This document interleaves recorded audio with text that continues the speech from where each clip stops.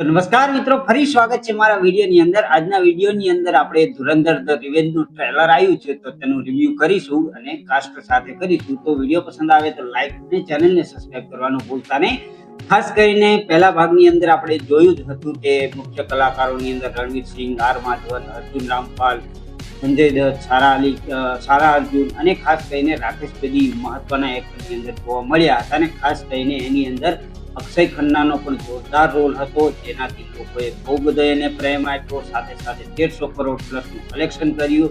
અને જે ધમાકો કહેવાય કે બોલિવૂડ ફિલ્મોની એક તરફ જોવા જઈએ ને તો ડાઉન જતી હતી, એવા સમયે આ ફિલ્મ આવી અને આની ઉપર બધાને આશા હતી. ને ખાસ કરીને આ એવી ફિલ્મ છે કે બહુ બધા લોકોને પસંદ આવી અને એના અંદર જે બ્રુટલ સીન્સ હતા, ગાળી ગલોચ હતી અને જે કહેવાય ને કે જે ધમાકો કર્યો ને એ ધમાકો હજુ ઓલવાતો નથી. હજુ એક બાજુ થિયેટરમાં ધુરંધર 1 છે ને ચાલી રહી છે અને બીજી બાજુ હવે 19 માર્ચના દિવસે મતલબ કહેવાય ને કે પાર્ટ 1 સાથે પાર્ટ 2 છે ને ક્લેશ થવાની, કારણ કે ટોક્સિક તો હવે બદલાઈ જ ગઈ છે. એની જે ડેટ છે એની કહેવાય કે પોસ્ટપોન કરીને આગળની ડેટ કરવામાં આવી છે.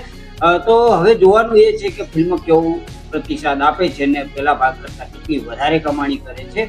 100% આની અંદર એ તો ખાતરી છે. 1000 પ્લસ કલેક્શન તો કરવાનું જ છે કરોડનું. એ પછી હવે આગળ કેટલું થાય છે તો હવે ફિલ્મ આવ્યા પછી જ ખબર પડશે. આપણે અત્યારથી આશા રાખીને બેઠતા નથી. તો આની અંદર આ બધા કાસ્ટ જોવા મળે છે. ડિરેક્ટરની વાત કરીએ તો આદિત્ય ધર, જેમને યુરી સર્જિકલ સ્ટ્રાઇક બનાવી છે અને સાથે સાથે ધુરંધર 1 પણ એમને જ બનાવેલી છે. ખાસ કરીને આ પણ એમની છે. હવે જોવા જઈએ તો ખાસ કરીને રણવીર સિંહની વાત કરીએ તો એ ડબલ રોલમાં જોવા મળે છે. અલગ અલગ પાત્રો છે. ખાસ કરીને એક ક્રાઇમ લોર્ડનું છે અને બીજો દેશભક્ત એજન્ટ છે. સાથે સાથે આની અંદર તમને જે બંને લુક છે જબરજસ્ત અને ઉખાડ જોવા મળે છે. એ પછી આ ફિલ્મોમાં તેમને છે ને એક્શન અને ઇન્ટેન્સ લુક પણ કહેવાય કે એટલું જ જોરદાર મજબૂત તમને લાગી શકે છે, જે આની અંદર ટ્રેલરની અંદર બતાવવામાં આવ્યું છે. પછી હાઈ લેવલ એક્શન આની અંદર જોવા મળે છે. ખાસ કરીને ટ્રેલરમાં મોટા ભાગના જે સીન છે એ ગન ફાઇટ છે, બ્લાસ્ટ બતાવવામાં આવ્યા છે. એ જબરજસ્ત અને કહેવાય ને કે મોટા એક્શન સીન જોઈ શકાય એ ટાઈપના બનાવેલા છે. ફિલ્મનો ટોન તો આપણને બધાને ખબર હશે કે સ્પાય થ્રિલર છે, પ્લસ આની અંદર રિવેન્જનો ડ્રામા વધી જવાનો છે, જેથી પહેલા ભાગ કરતા આ ફિલ્મ છે એ થોડી વધારે મોટી પણ છે અને સાથે સાથે એની અંદર વધારે ધમાકો કરવાની છે. મજબૂત વિલન છે અર્જુન રામપાલ, સંજય દત્ત પણ આ ફિલ્મની અંદર આની અંદર પાર્ટ 2 ની અંદર લગભગ વિલન તરીકે કામ કરશે. કારણ કે જે જસપ્રીત સિંહ રંગી છે એમનું ખાસ કરીને જે પાત્ર છે ને એ પાત્ર પાકિસ્તાનમાં આવ્યા પછી હમજાનું કેરેક્ટર ભજવે છે. એ હવે છે ને પાર્ટ 1 ની અંદર તો એમને નથી ઓળખી શક્યા કે આ ઇન્ડિયન આર્મીના મતલબ કહેવાય ને કે ઇન્ડિયન એજન્ટ છે. જ્યારે પાર્ટ 2 ની અંદર એ ખબર પડશે પછી જે ધમાકો થશે ને એ જબરજસ્ત થવાનો છે ને જોરદાર થવાનો છે. તો ખાસ કરીને એમની સામે જોવા જઈએ ને તો અત્યારે તો આપણને અર્જુન રામપાલ અને સંજય દત્ત વિલન લાગી રહ્યા છે. પછી બડે સાહેબ કોણ હોય છે તો હવે આવનાર સમયની અંદર જ જોવાનું છે. ફિલ્મની અંદર જ ખબર પડશે. ટ્રેલરમાં પણ આ જાતની કોઈ હિન્ટ નથી આપી. બહુ બધા વિડીયો વાયરલ થયા છે, જેમ કે ફિલ્મી ઇન્ડિયન એ બધા કહી રહ્યા છે કે બડા સાહેબ છે એ કોણ હશે. હવે એ અનુમાન કહેવાય. તો આ છે ને આની અંદર હવે ફિલ્મની અંદર જ ખબર પડશે કે કોણ છે બડે સાહેબ.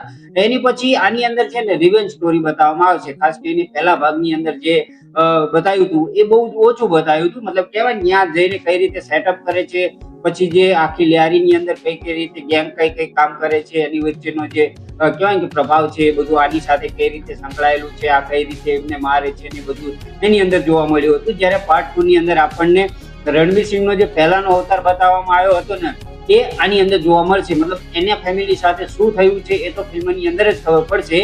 પછી આ બદલો લેવા માટે અહીંયા ગયો છે એ તો આપણને બધાની ખબર જ છે.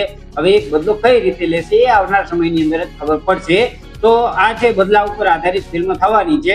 પાત્રો વચ્ચે પાવરફુલ કહેવાય ને કે વાતાવરણ જોવા મળશે. સાથે સાથે રાજકારણ અને મિશનનો સંઘર્ષ પણ આની અંદર જોવા મળવાનો છે. તો ખાસ કરીને જબરજસ્ત બધી રીતે આપણને જોવા મળવાની છે. એની પછી બહુ બધા ડાયલોગ છે ને એ ખતરનાક છે, મતલબ જોરદાર બનાયા છે. ને ખાસ કરીને અમુક છે જે ડાયલોગ છે એ બહુ ઉપર ઉભરી આવે છે. એની અંદર જે ડાયલોગ મેન છે એની હું વાત કરવા માંગીશ. ખાસ કરીને હોસલા, ઇંધન અને બદલા. તો ખાસ કરીને આ એક ડાયલોગ છે જે જબરજસ્ત અત્યારે વાયરલ થઈ રહ્યો છે. આ ડાયલોગ ફિલ્મનો મુખ્ય થીમ બતાવવામાં આવી રહ્યો છે, જેની અંદર હિંમત, શક્તિ અને બદલાની વાત કરવામાં આવી રહી છે.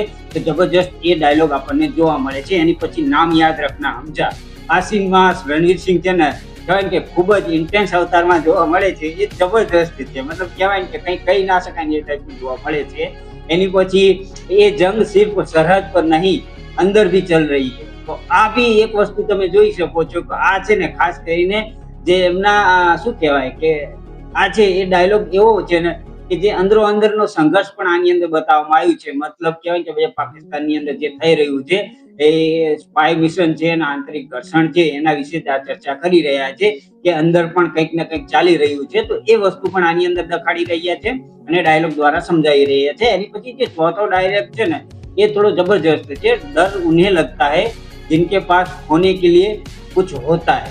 तो ये भी सत्य हकीकत છે કે જેની ડર કોને લાગે કે જેની પાછળ કોઈ છે, જેની પાછળ બહુ બધું છે એને ડર લાગે છે। જેને જીવનમાં કંઈ બચ્યું ના હોય અથવા તો કોઈ ખતમ કરી નાખ્યું હોય એને ક્યારેય ડર નથી લાગતો। એ ડાયલોગ પણ આની અંદર જબરજસ્ત રીતે બતાવવામાં આવ્યો છે। સાથે સાથે સંજય દત્તનો એ ડાયલોગ એ તો કહું છું હું દર્દ નહીં હોતા है जहाँ मर्द होता है। તો એ ડાયલોગ પણ ખતરનાક અને જબરજસ્ત છે। આ બધા ડાયલોગ છે ને એકથી એક ચડિયાતા જોવા મળે છે। હવે ડાયલોગ ની વાત કરીએ ને તો આ ડાયલોગ બધાએ જે બતાવ્યા છે ને ફિલ્મની અંદર થોડા વધારે જોવા મળશે। ખાસ કરીને બહુ બધા ડાયલોગ પહેલા ફિલ્મની અંદર પણ વાયરલ થયા હતા। એમાં પણ કહેવાય ને કે જે અક્ષય ખન્નાનું જે પાત્ર હતું એને જે ડાયલોગ બોલ્યા હતા ને કે રહેમાન ડકેટની દી હુઈ મોત ભી કસાઈનુમા હોતી હૈ, એ ટાઈપના ડાયલોગ આની અંદર પણ જોવા મળવાના છે। તો જબરજસ્ત છે। હવે આવનાર સમયની અંદર ખબર પડશે કે ફિલ્મ છે કયા ટોનમાં જોવા મળે છે, એની અંદર બડે સાહેબ કોણ છે, બહુ બધા પ્રશ્નો છે મગજની અંદર ફિટ અત્યારથી થઈ ગયા છે કે કઈ રીતે આપણને આની અંદર જોવા મળવાનું છે। પણ પહેલા ભાગ કરતા બીજો ભાગ છે જબરજસ્ત રહેવાનો છે એની પાક્કી ખાતરી છે। હવે તમે આ ટ્રેલર તો અત્યાર સુધી તો લગભગ જોઈ લીધું હશે, તમને શું લાગ્યું, તમને કેવું લાગ્યું આ ટ્રેલર? સાથે સાથે તમારા જે સવાલ હોય એ કમેન્ટની અંદર કહી શકો છો। બાકી વિડીયો પસંદ આવ્યો હોય તો લાઈક અને ચેનલને સબસ્ક્રાઇબ કરવાનું ભૂલતા નહીં। તો મળીએ છીએ આવતા વિડીયોની અંદર। ત્યાં સુધી બધાને જય શ્રી કૃષ્ણ અને જય માતાજી।